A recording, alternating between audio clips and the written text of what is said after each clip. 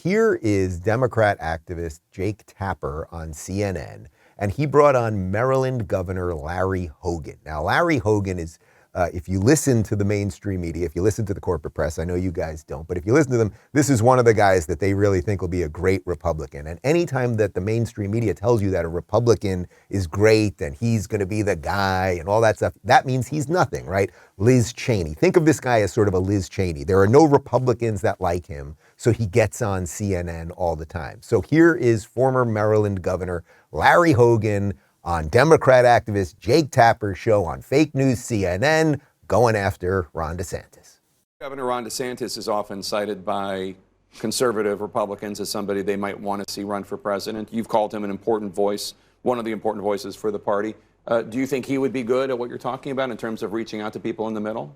Well, he hasn't done it so far. I mean, he's done a really good job of getting on Fox News, and he's capturing a lot of attention. But he certainly hasn't done it the way Charlie Baker and Phil Scott and I have.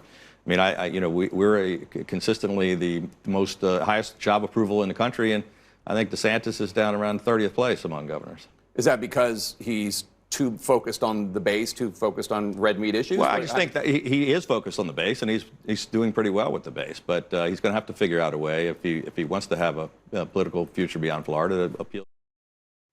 I mean, it's so extraordinary. Once you see, as I always say, once you see it, you can never unsee it. So you need to understand, Larry Hogan's running for president. He has literally no support. He'll be in and out overnight, but the media will prop him up because he'll go after the guy that's the real threat. I bet he sits there with a straight face and I'm the guy, me and Charlie Baker. I was going to say Charlie Parker, the great jazz musician. We're the guys that are the crossover people, okay?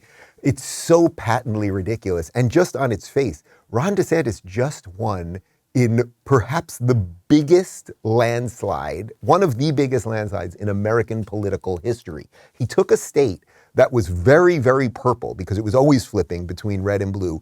And now they have super majorities, the Republicans. He won by 20 points. He turned districts like Miami-Dade red when they are the bluest blue strongholds ever. He has all of the independents. He has all of the new refugees. You don't even have to hear me say that. Just look at the numbers. These people didn't appear out of nowhere. On top of the fact that I can tell you as someone that's been here for a year, I go all over this state. I do tons of events everywhere. I have talked to hundreds, if not thousands, of people who are telling me that they are former Democrats who are now here because of freedom, thanks to what Ron DeSantis is doing. I, myself, am a first-time registered Republican because of Ron DeSantis and what the good people of Florida have been doing. So you need to just understand, the reason I'm showing you that is that's what they do. When you get someone who will stand up for America, who will stand up for the Constitution, who will stand up for your right to live as you see fit, the machine, CNN, Jake Tapper, Larry Hogan, all of the hacks will come out of nowhere and try to take them out. This guy has no support. Charlie Baker has no support.